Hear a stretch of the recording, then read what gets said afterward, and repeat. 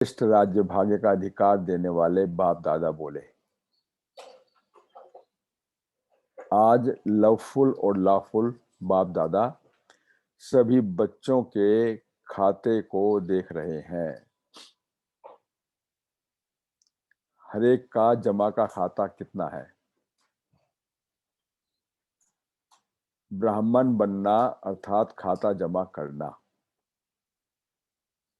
ब्राह्मण बनना अर्थात जमा का खाता जमा करना।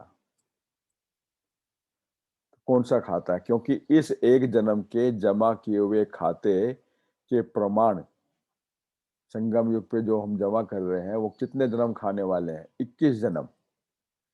21 जन्म प्रारब्ध पाएंगे। तो बाबा कहता है सिर्फ 21 ही जन्म नहीं, लेकिन जितना पूज्य बनते हो अर्थात अभी राज्य पद के अधिकारी बनते हो, उसी के हिसाब से आधा कल्प भक्ति मार्ग में भी पूजा भी राज्य भाग के अधिकार से होती है। तो जितना अभी पूजनीय राज अधिकारी उतना ही फिर पूज्य भी बनेंगे। क्यों? राज्य पद श्रेष्ठ है तो पूज्य स्वरूप भी इतना ही श्रेष्ठ होगा। इतनी संख्या में प्रजा भी बनती है। फिर अगर हम राजे हैं तो किसके ऊपर राजे हैं? प्रजा के ऊपर राजे हैं ना। इतनी ही संख्या में प्रजा भी बनती है। प्रजा अपने राज्य अधिकारी विश्व महाराजन व राजन को माता पिता के रूप में याद करती है, प्यार करती है। माता पिता के रूप से प्यार करती है। तो इतना ही भक्त आत्माएं भी ऐसे ही उस श्रेष्ठ आत्मा को व राज्य अधिकारी महान आत्मा को अपना प्यारा इष्ट समझ करके पूजा करते हैं। तो अभी हम राज्य अधिकारी और भविष्य में फिर जो है उनके इष्ट भी बन गए। तो बाबा कहते हैं जो अष्ट बनते हैं वही इष्ट भी इतने ही महान बनते हैं। जो अभी अष्ट बनते हैं वही ईष्ट भी इतने महान बनते हैं। तो संगम युग की कमाई की बात है, खजानों की बात। इस हिसाब के प्रमाण इसी ब्राह्मण जीवन में राज्य पद और पूज्य पद पाते हो, अनुभूति करते हैं संगम पर। अभी ये देखो, क्योंकि अभी हमें राज्य पद का भी और भविष्य में पूज्य पद का भी, दोनों का भी वो है। क्योंकि जब राजा होंगे तो हमें कुछ मालूम ही नहीं होगा, वो तो प्रारब्ध है। तो भी हमें दोनों का मालूम है। तो खजाने अब चेक करते हैं। आधा कल्प राज्य पद वाले बनते हो और आधा कल्प पूज्य पद के प्राप्त करते हो। तो ये जन्म व जीवन व युग सारे कल्प के खाते को जमा करने का युग है, अर्थात जीवन है। ब्राह्मण जीवन क्या है? हमारा श्रेष्ठ जीवन है, देवताओं से भी श्रेष्ठ है। क्योंकि इसमें हम आधा कल्प पूज्य पद को प्राप्त करते हैं। यानी ये जीवन, ये जन्म, ये युग सारे कल्प के खाते को जमा करने का युग है, जीवन है। तो कमाऊ युग हो गया ना, धर्माऊ युग, कमाऊ युग, ये जो संगम है। इसलिए आप सभी का एक स्लोगन बना हुआ है, याद है? बाबा याद रिमाइंड करवा रहा है कि अब नहीं तो कब नहीं।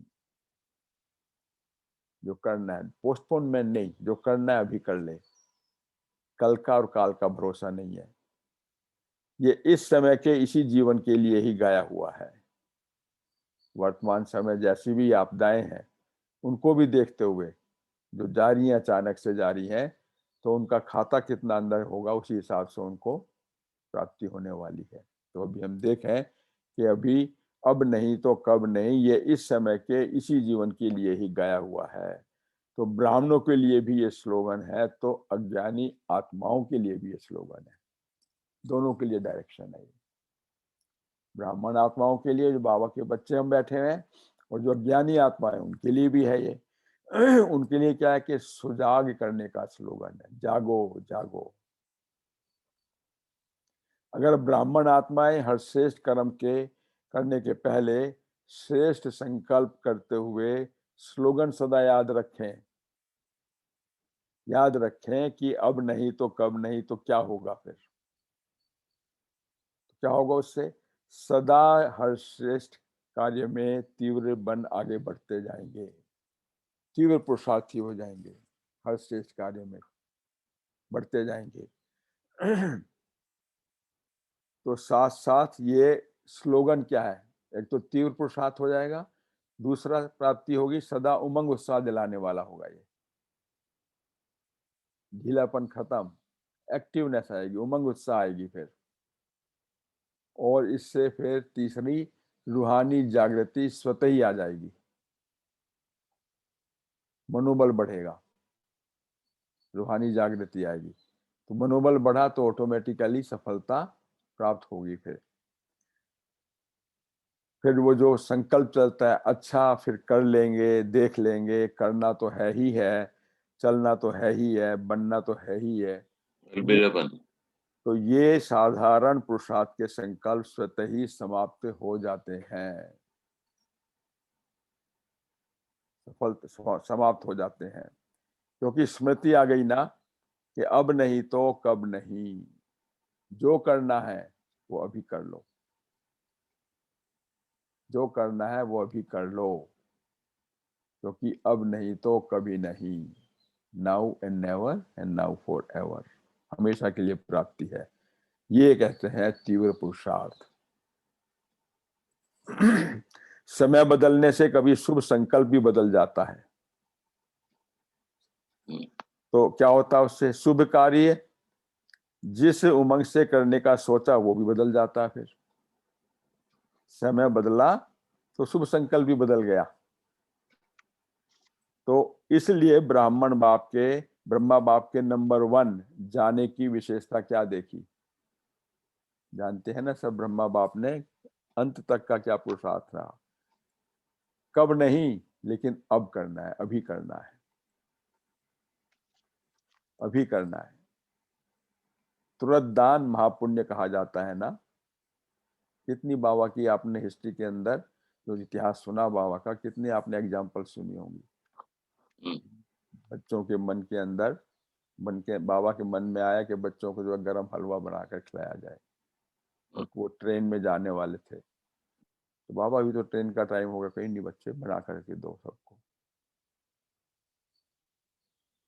पार्टी आई थी, वो बस स्टॉप तक पहुंच गई, आबू आबू के अंदर हलवा बन रहा है, बस छूट गई, वो देने के लिए उनके पीछे पीछे जा रहे हैं उनको, और वो गरम गरम हलवा खिलाया उनको। फिर ट्रेन रुकी, ट्रेन बैठ गई। तो बाबा कहते हैं जो संकल्प आया उसे करो, कब नहीं लेकिन अब करना है, ये तुरंत दान महापुण्य कहा जाता है। अगर तुरंत दान नहीं किया, सोचा, समय लगाया, प्लान बनाया, फिर प्रैक्टिकल में लाया, तो उसे तुरंत दान नहीं कहा जाएगा। सोचेंगे, समझेंगे, फिर प्रैक्टिकल में लाएंगे तो क्या हुआ, वो तुरंत दान महापुण्य नहीं कहा जाएगा, उसे दान कहा जाएगा, वो दान होगा, महापुण्य नहीं होगा। तुरंत दान और दान में तो अंतर है ना, तुरंत दान महापुण्य, महादान है, आया। देखो, please don't disturb in between, ठीक है, continuation of the Murli stops. तो इसको तुरंत दान नहीं कहा जाएगा, दान कहा जाएगा। तुरंत दान और दान में अंतर है, तुरंत दान महादान है, महादान का फल महान होता है,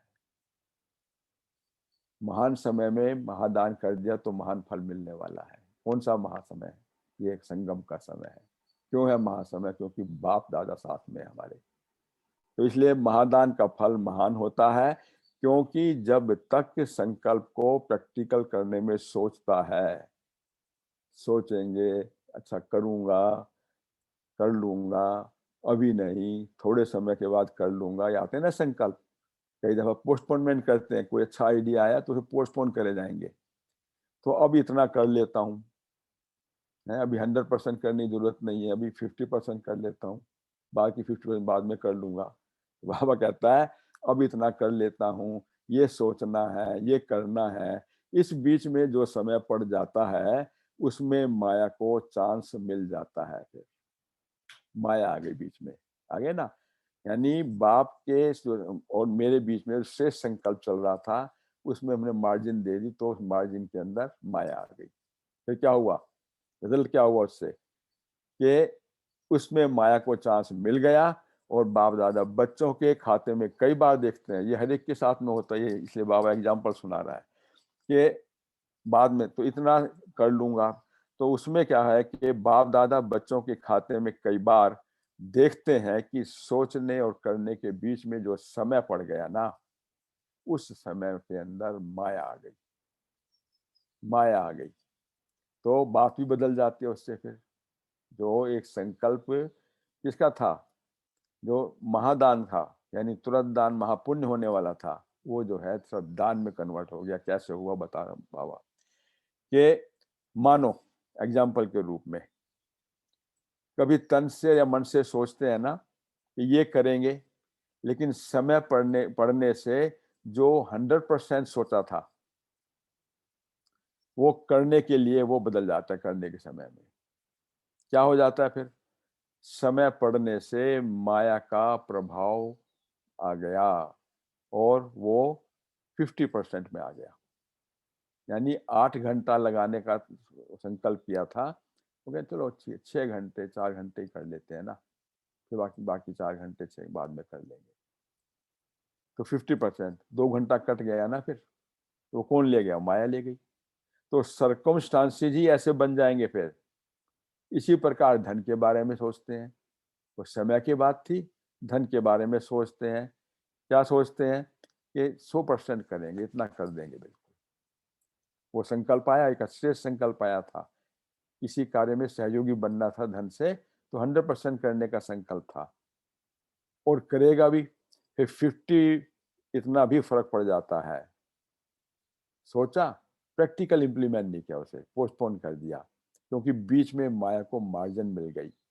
फिर कई संकल्प आते हैं, अभी 50% कर लेते हैं, फिर 50 बाद में कर लेंगे।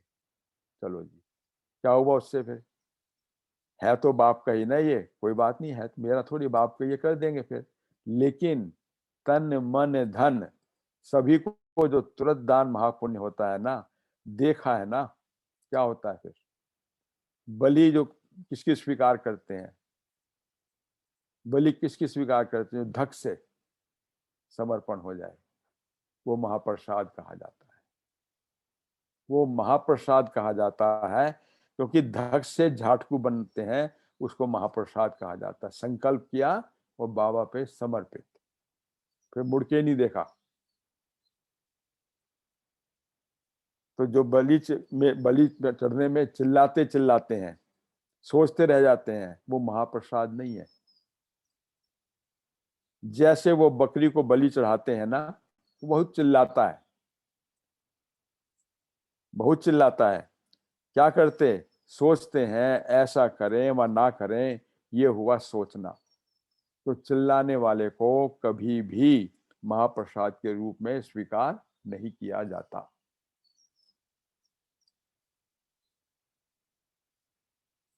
तो ऐसे यहां भी तुरंत दान महापुण्य, ये जो गायन है वो इस समय का है, अर्थात सोचना और करना तुरंत हो, इमीडिएट, कोई उसमें मार्जिन ना हो, वरना सोचते सोचते रह जाएंगे और कहाँ पहुंच जाएंगे, सोचते सोचते कर लेंगे गे गे करते हुए त्रेता में पहुंच जाओगे।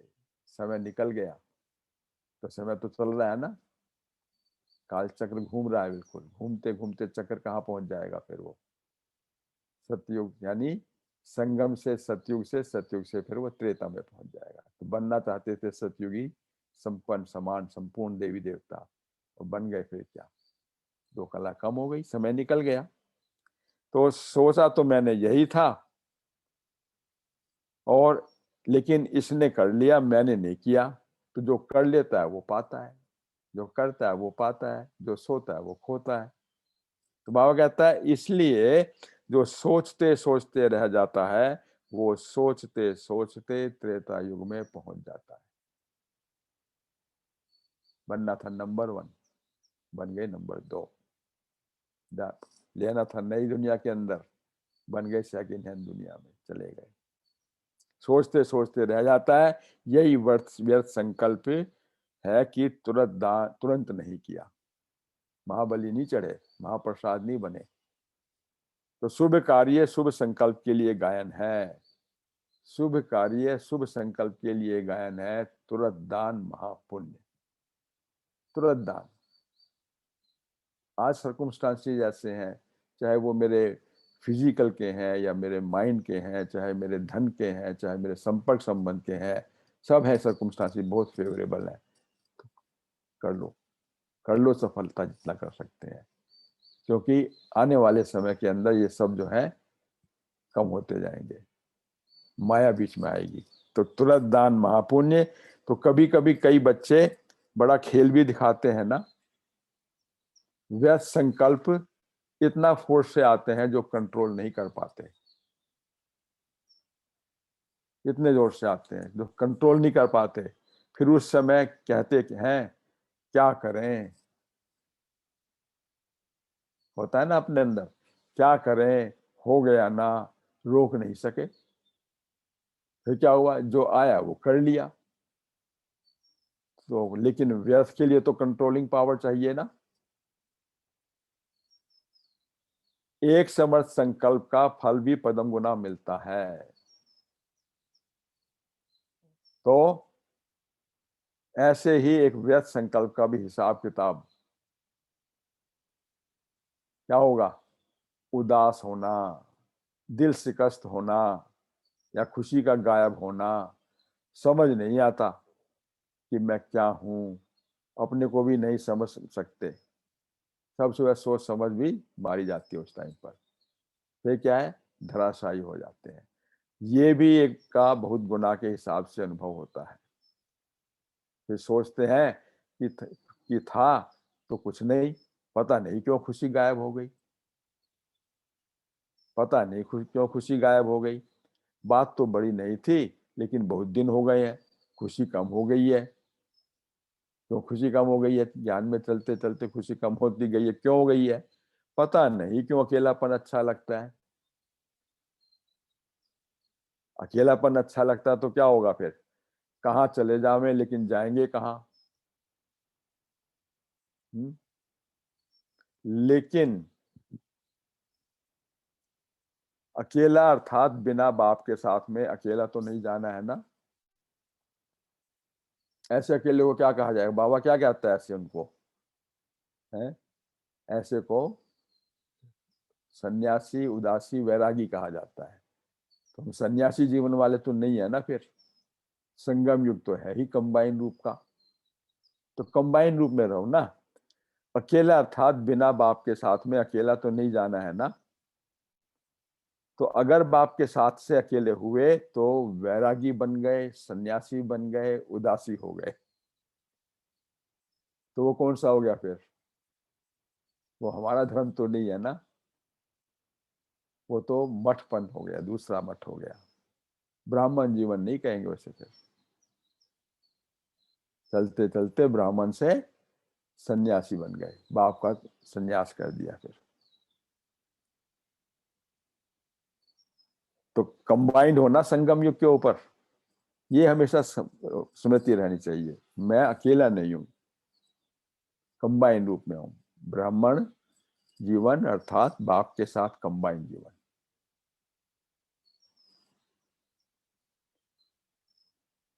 तो संगम युग कंबाइन रहने का युग है ना।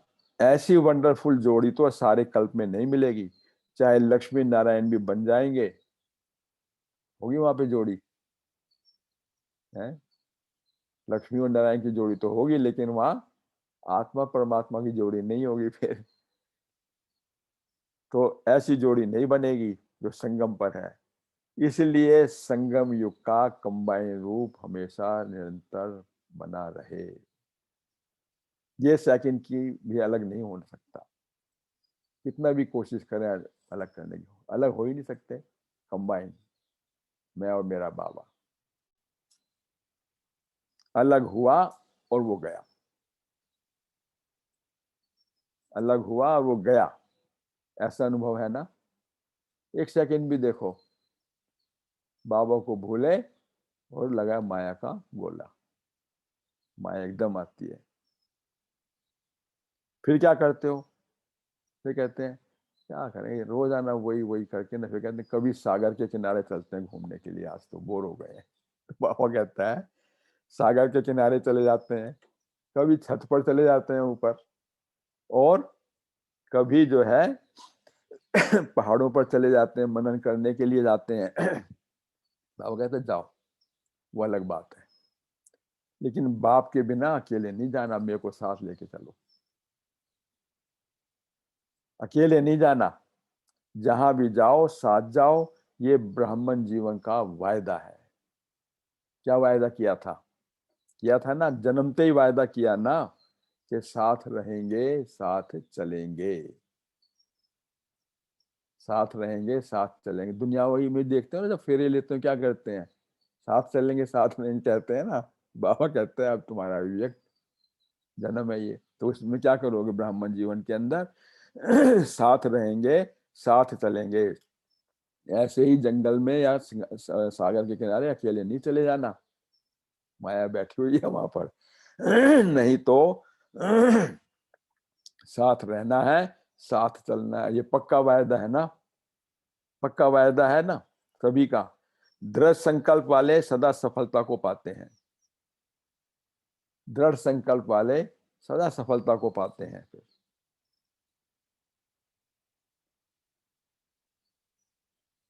तो दृढ़ता सफलता की चाबी है, तो ये वायदा भी दृढ़ पक्का किया है ना। जहां दृढ़ता सदा है वहां सफलता सदा है, दृढ़ता कम तो सफलता भी कम। क्यों? ब्रह्मा बाप की विशेषता देखी या सुनी आपने? ये देखी ना कि तुरंत दान, कभी सोचा ही नहीं कि क्या होगा, सोचा? अकेला आया और सब उससे अपने समर्पित हो गया बाबा के ऊपर। सोचा ही नहीं कि परिवार में क्या से क्या चलने वाला, कुछ नहीं, बाबा पे मेरा है नहीं तेरा, तेरा तुझको अर्पण क्या लागे मेरा, सब कुछ तेरा ही तेरा, और तेरा तेरा करके तैर गया, पार कर लिया। कहाँ गया? बैठा है ना व्यक्त वतन के अंदर बाबा के साथ में, भगवान का राइट हैंड। तो बाबा कहता है तुरंत दान, कभी सोचा कि क्या होगा, पहले सोचूं पीछे करूं, कभी हुआ? कभी नहीं संकल्प।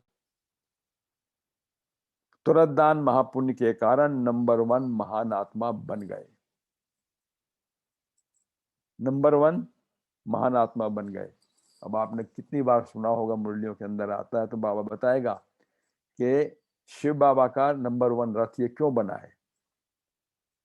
कितनी इंपॉर्टेंट बाबा जो है आज डिस्क्लोज कर रहा है इसके अंदर, कि तुरदान महापुण्य के कारण नंबर 1 महान आत्मा बन गए। यानी ब्रह्मा तन के अंदर ही बाबा क्यों आया, बार बार इसी कल्प में से क्यों आता है, इसी के तन में क्यों आता है? इसीलिए देखो, नंबर 1 महान आत्मा बनने के कारण क्या खूबियां हैं।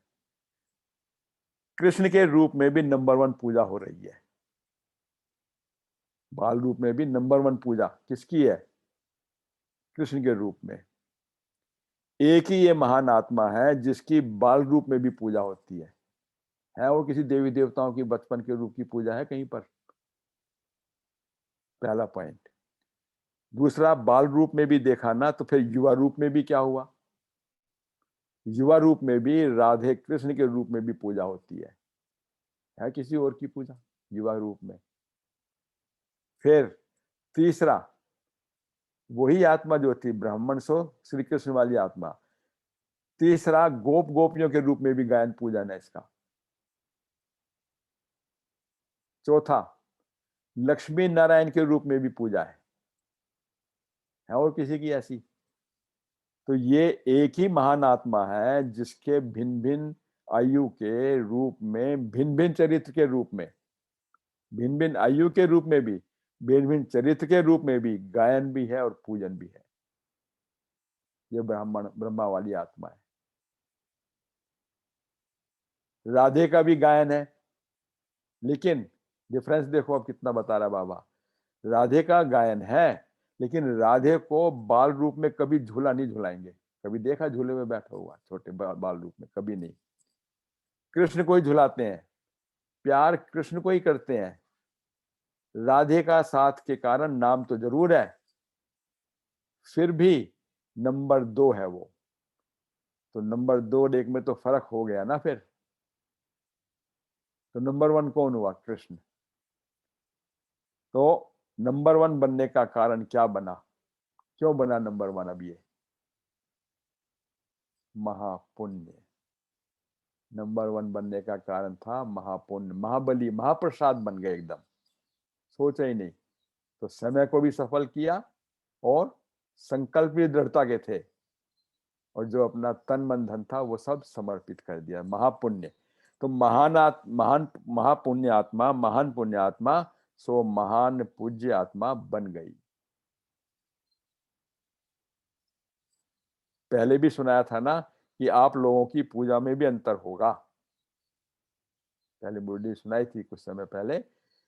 कोई देवी देवताओं की तो पूजा विधि पूर्वक होती है, और कोई को तो ऐसे काम चलाओ भी छींटे मार देते हैं उसके ऊपर, या प्रसाद दिखा दिया, फूल चढ़ा दिए, बस।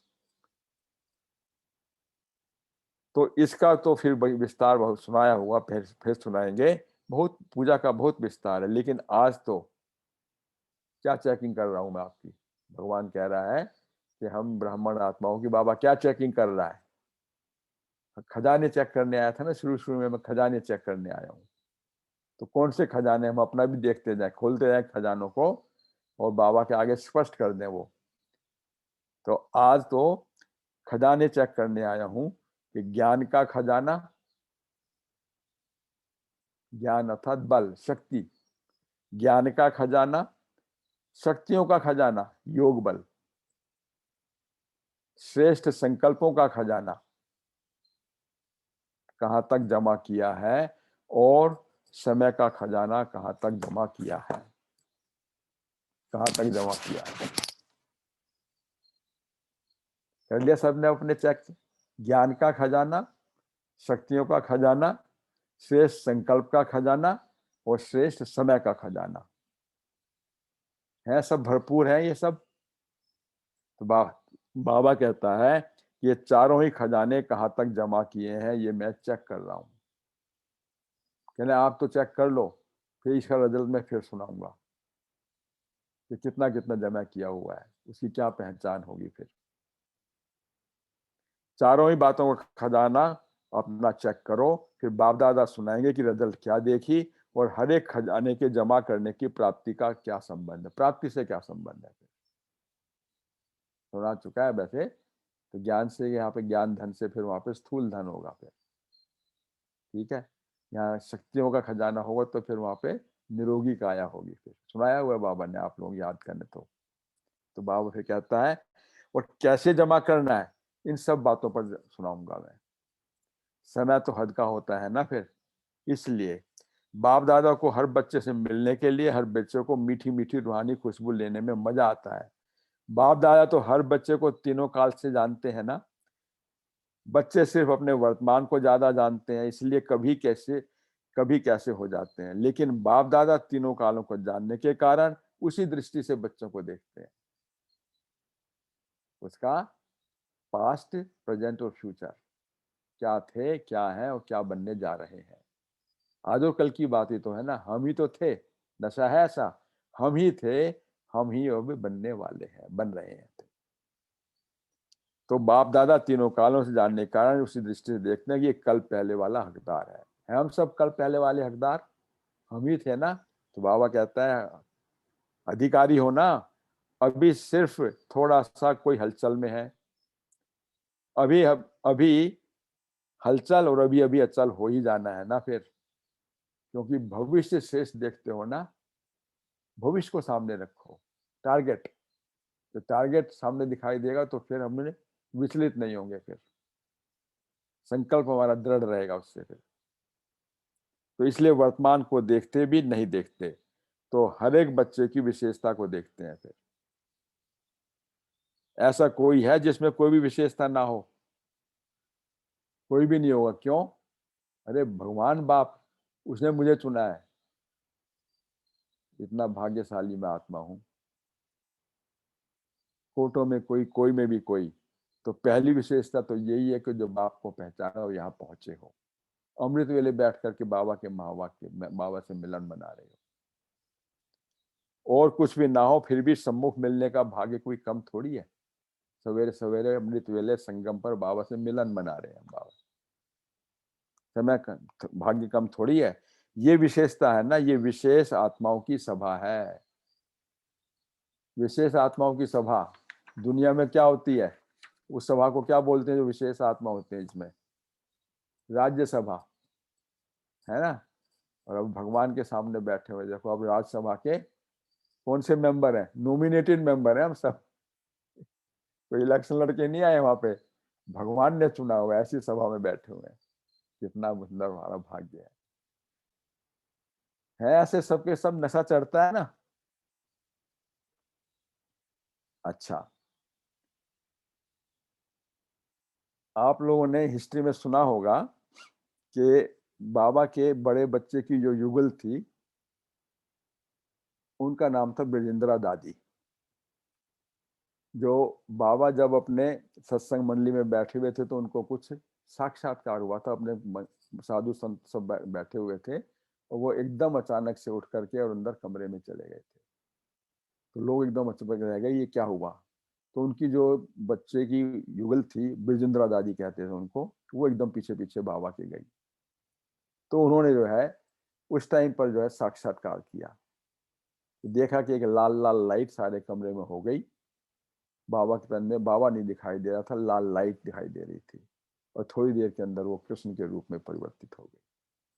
तो ये पहला साक्षात्कार जो हुआ था आदि का, और अंत तक बाबा के साथ में रही वो है दादी ब्रजेंद्रा दादी। तो ये बाबा आज उससे, दादी ब्रजेंद्रा बाबा से मुलाकात करने के लिए आई थी, अव्यक्त बाप दादा से 85 के अंदर। तो ये देखो बाबा ने उस टाइम पे क्या बोला था उस महान आत्मा के प्रति, सुनना चाहेंगे ना सबके सब। चलाने वाला चला रहा है, बाबा वरदान दे रहे हैं। उसमें उस टाइम पे ये नहीं देखा कि ये कौन है, आत्मा है बस। चलाने वाला चला रहा है, हर सेकंड करावनहार निमित्त बनाए करा रहा है। बॉम्बे में थी दादी, ये बॉम्बे में थी, ये सांता क्रूज के अंदर। तो चलाने वाला चला रहा है ना, हर सेकंड करावनहार निमित्त बनाए करा रहा है, और करावनहार के हाथ में चाबी है। करावनहार के हाथ में, करावनहार के हाथ में चाबी है। करावनहार कौन है? शिव बाबा, वो करने वाला निमित्त आत्मा। तो उसी चाबी से चल रही हो ना, ऑटोमेटिक चाबी मिल जाती है, फिर चलते फिरते कितना न्यारा और प्यारेपन का अनुभव होता है ना। चाहे कर्म का हिसाब किताब चुकतू भी कर रहे हो, थोड़ी तबीयत ऊपर नीचे थी उस टाइम पर दादी से जब मिलने आई थी बाबा से, लेकिन कर्म के हिसाब को भी साक्षियों को देखते हुए साथी के साथ में मौज में रहते हो। कर्म के वो ठीक है, लेकिन साथी के साथ में मौज में रहते हो, ऐसे है ना।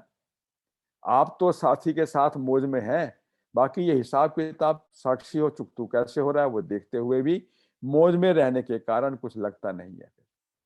क्योंकि जो आदि से स्थापना के निमित्त बने हैं, यज्ञ स्थापना के आदि से निमित्त बने हैं, तो जब तक है तब तक बैठे हैं या चल रहे हैं, स्टेज पर हैं फिर, या घर में है।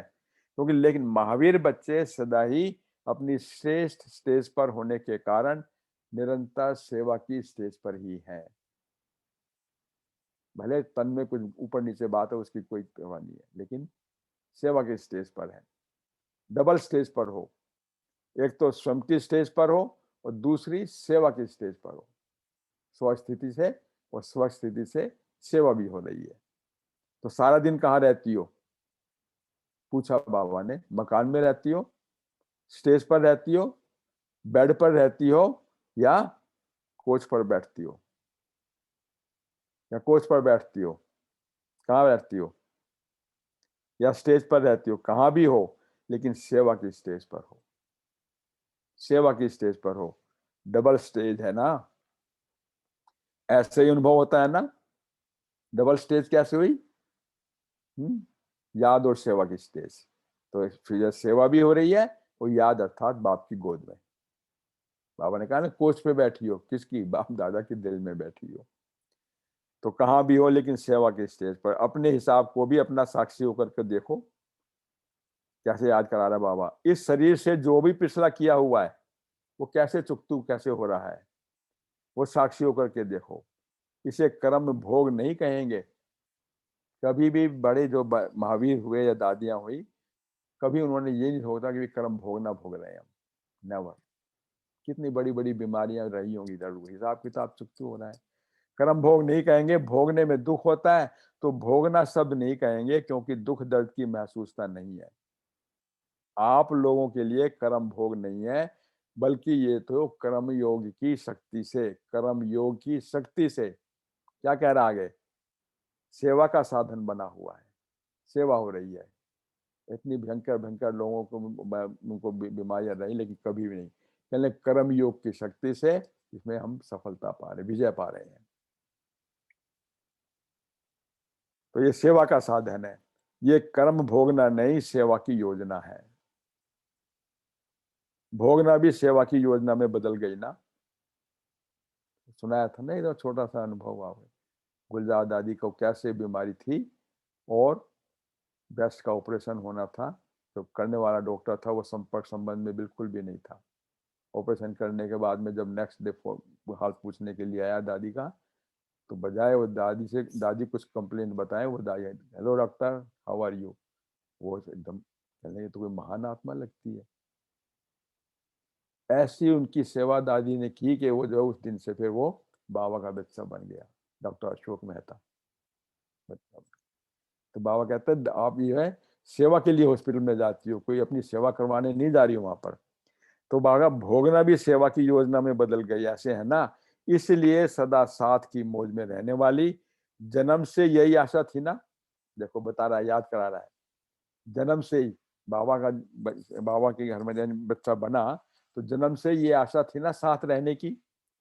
तो ये आशा भक्ति रूप में भी पूरी हुई, उस टाइम तो भक्ति का समय था, और ज्ञान में भी पूरी हुई, साकार रूप में भी पूरी हुई, और अभी अव्यक्त रूप में भी पूरी हो रही है। कितनी जबरदस्त वो बाबा इनके बारे में बोल रहा है। तो ये जन्म की आशा वरदान के रूप में बन गई ना। फिर बाबा कहता है अच्छा, जितना साकार रूप बाप के साथ में रहने का अनुभव इनका है, कईयों के संकल्प चल रहे बाबा ऐसा क्यों बोल रहा है, तो जो नहीं भी बैठे होंगे, तो बाबा बता रहा है कि जितना साकार बाप के साथ में रहने का अनुभव इनका है ना, उतना और किसी का नहीं है। आदि जब तक बाबा उस टाइम पे स्टार्ट हुआ था और अंत तक, बाबा 68 में अव्यक्त भी हो गए, उसके बाद में भी 84-5 के अंदर भी बाबा जो है उससे मिलन मना रहा है, तो भी बाबा के साथ में है। तो बाबा कहता है इतना जितना साकार बाप के साथ में रहने का अनुभव इनका है, उतना और किसका नहीं। साथ रहने का विशेष पाठ मिला, ये कम थोड़ी है। हर एक का भाग्य अपना अपना है। आप भी कहो वहां रे मैं, वहां रे मेरा भाग्य, वहां मेरा बाबा, वहां मेरा ड्रामा, वहां मेरा भाग्य। अच्छा, आदि रतन तो सदा संतोष फादर करने के निमित्त है ना। हम सब ऐसे हैं कि बाप की प्रत्यक्षता हो। पहले क्या कहा, पहले फादर सो सन, बाप हमारे सामने प्रत्यक्ष हुए ना, तो अपना परिचय, हमारा परिचय दिया, और उसके बाद में क्या है कि ड्रामा का ज्ञान दिया, ड्रामा के ज्ञान के बाद में 84 जन्मों का दिया, सब कुछ स्पष्ट कर दिया। फिर बाबा कहता है कि अब क्या संतोष फादर, अब बाप को प्रत्यक्ष करना है बच्चों के द्वारा, तो बच्चों का काम है फिर हर कर्म से बाप के चरित्र को प्रत्यक्ष करने वाले दिव्य दर्पण होना। दर्पण कितना आवश्यक होता है, उससे क्या अपना दर्शन व दूसरे का दर्शन कराने के लिए। तो आप सभी दर्पण हो बाप का साक्षात्कार कराने के लिए। तो जो विशेष आत्माएं निमित्त है, उनको देख सभी को क्या याद आता है, बाप दादा याद आ जाता है ना। दादियों में बाबा दिखाई देता है, महावीर भाई बहनों के अंदर बाबा दिखाई देता है। तो बाप क्या करते थे, कैसे चलते थे, ये याद आता है ना। तो बाप को प्रत्यक्ष करने के दर्पण हो। बाप दादा ऐसे विशेष बच्चों को सदा अपने से भी आगे बढ़ाते हैं, सिर का ताज बना देते हैं। कहते हैं कि बाप के डबल फरिश्ता का बाबा एक छोटी सी बात बता रहा है, डबल लाइट स्थिति किसकी बनती है। डबल लाइट स्थिति उसी की बनती है जो बाप और मैं कंबाइंड डबल लाइट हो गए ना। क्योंकि जब बाप मेरे साथ में कंबाइन है तो सारे बोझ किसको दे दिए? बाबा को दे दिए, हम डबल लाइट हो गए। तो संगम युग है ही डबल लाइट बनने का। अच्छा, सदा तुरंत दान महापुण्य के शेष संकल्प वाले, तुरंत दान महापुण्य के शेष संकल्प वाले, सदा कब तो कब को अब में परिवर्तन करने वाले। पोस्टपोनमेंट नहीं, never, no postponement, dispose it just now. सदा समय के वरदान को जान, वरदानों से झोली भरने वाले, सदा ब्रह्मा बाप को फॉलो करने वाले, सदा ब्रह्मा बाप को फॉलो करने वाले, और सदा साथ शेष राज्य भाग के अधिकारी, श्रेष्ठ पद के अधिकारी बनने वाले, सदा बाप के साथ में कंबाइन रहने वाले, ऐसे सदा के साथी बच्चों को, सदा साथ निभाने वाले बच्चों को बाप दादा का याद प्यार और नमस्ते, नमस्ते, नमस्ते। हमारी भी नमस्ते बाबा को। तो ये आज का स्लोगन याद रखना कि हमेशा के लिए, कि एकदम इमीडिएट, देन एंड देयर, जिसका भी है वो क्लियर कर दो अकाउंट्स। तुरंत दान महापुण्य, नेवर पोस्टपोनमेंट। अभी बनना है मुझे, संपन्न और संपूर्ण बनना है, अभी बनना है। तो उसके लिए कोई भी माया के सुराग हमारे साथ में ना हो।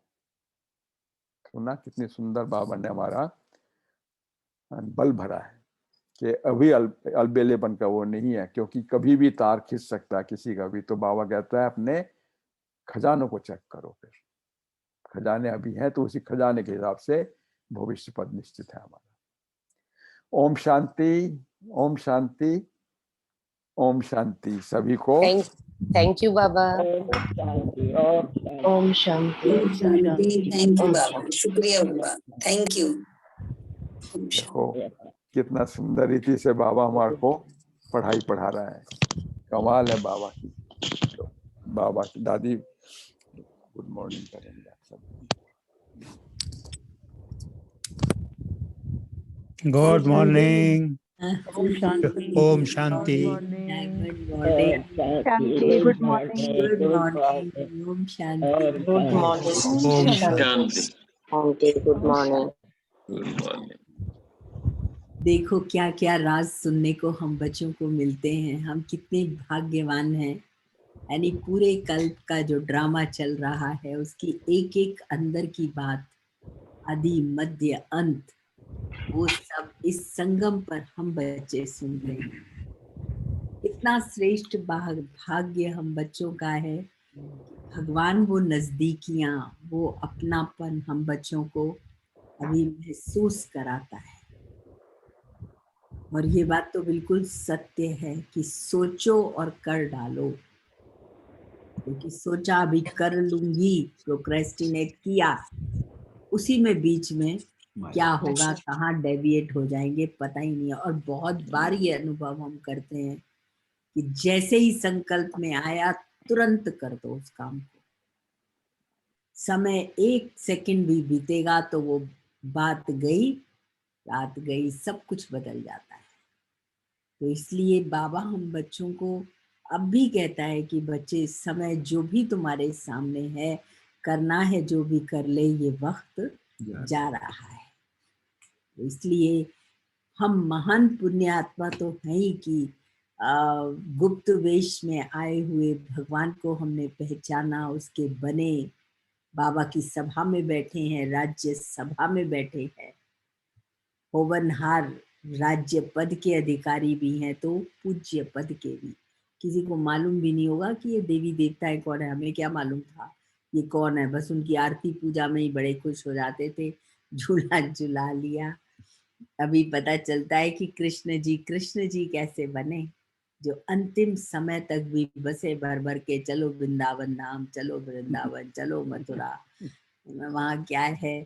लेकिन इस समय उन्हें ये पता ही नहीं कि वो इस समय ये लीलाधर लीला करके चला गया, और अब भी उसकी लीला यहाँ चल रही है, साकार में चल रही है। तो धन्य है हम बच्चे कि हम इस ईश्वरीय कुल की संतान हैं, होवनहार देव कुल के राज्य अधिकारी भी हैं। तो पूज्य पूरे ही कल्प में हमारा हीरो हीरोइन पार्ट है, इसीलिए बाबा डबल हीरो भी कहता है। तो कितनी ऊंची हम बच्चों की स्थिति है। तभी कहा जाता है ज्ञान बिन गति नहीं, गति और सदगति ज्ञान से ही प्राप्त होती है। इसीलिए आज भी लोग माता पिता बच्चों को पढ़ाने की करते हैं, मगर सबसे ऊंच से ऊंच पढ़ाई ये है, जहाँ दुनिया की सब पढ़ाइयाँ इसके आगे धूल समान है। इतनी बाबा हमारा ज्ञान का नेत्र खोलता, जो हमें आदि मध्य अंत तीनों ही काल स्पष्ट रूप से नजर आते हैं। हम ही थे, हम ही हैं और हम ही रहेंगे। तो निरंतर, अब सबसे ज्यादा इम्पोर्टेंट है कि निरंतर बाबा को हम अपने साथ रखें, कंबाइंड रखें। यही एक युक्ति है संपन्न और संपूर्ण पद की प्राप्ति की। क्योंकि आई ही है ना हम यहाँ पर, तो बाबा कहते हैं जमा का, यानी ब्राह्मण बनना माना जन्म जन्मांतर के खाते जमा करना। और किसी को पता ही नहीं है ना जमा क्या करना है। वो सोचते हैं खुशी के लिए धन ले लो, खुशी के लिए चीजें खरीद लो, क्या क्या कर लो। लेकिन बाबा ने बताया है कि मन की खुशी सूक्ष्म संकल्पों से प्राप्त होती है, मन के भावों से प्राप्त होती है। मन के भावों को भावों से ही रिप्लेस करना है। कितना खूबसूरत है। और जो मन में है वो वाणी में है, वो कर्म में आना ही है। ये समय वरदानी समय है, इसलिए इसको हमें हाथ से बिल्कुल भी नहीं जाने देना है। हर घड़ी यूज करना है। स्वीट साइलेंस, अंतर्मुखी होकर अंतर की गुफा में हम रमन करें। अंतर ही अंतर, बाहर लॉकडाउन है लेकिन ये रास्ता बिल्कुल क्लीन एंड क्लियर है। इसको बाहर की पॉल्यूशन से हमें पॉल्यूट नहीं करना। हमें पता है वो तो है ही ना, लेकिन हमें क्या करना है वो बहुत इम्पोर्टेंट है। तो इस विश्व में हमको अमृत, एक अगरबत्ती काफी है, पूरे कूड़े को भी, उसकी बदबू को भी वो खत्म कर देगी। हम कहाँ भी बैठे हैं, हमसे फाउंटेन खुशबू का निकलता रहे, महकाता रहे, लोगों के स्ट्रेस को दूर करता रहे, खुशियाँ बांटता रहे, शक्तियाँ बांटता रहे, लोगों को आकर्षण होगा, उनको साक्षात्कार होगा। बाबा ने कहा ये लीला बाद में भी चलनी है। जैसे ब्रह्मा बाबा में देखते थे लोग कृष्ण का, नारायण का साक्षात्कार करते थे, बाबा कहते हैं अंत में भी ये लीला चलनी है। तो हमको अपनी बहुत ऊंची और श्रेष्ठ स्थिति बनानी है। जब ये बाबा कंबाइंड होगा, माया को स्पेस ही नहीं आने का, वो आ ही नहीं सकती, बाहर से ही चली जाएगी। ओम शांति शांति। हरे राम। ओम शांति। शुक्रिया बाबा। शुक्रिया बाबा। आजकल गीता अम्मा नहीं दिखाई दे रही, कहाँ गई? कहाँ है? नहीं आई थिंक। हाँ बैठी हैं, ये रही। ओम एक है शांति। हाँ। ओम शांति।